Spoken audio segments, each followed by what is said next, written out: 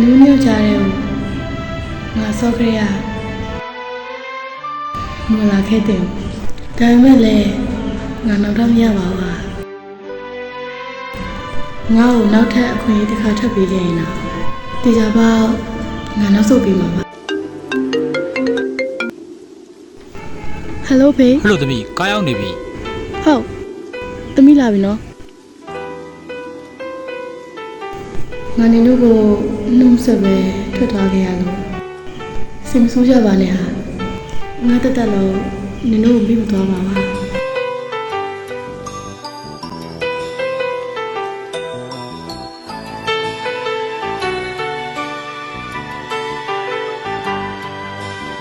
နှုတ်ဆက်ခဲ့ပါလားခုစနေအဲ့ကျ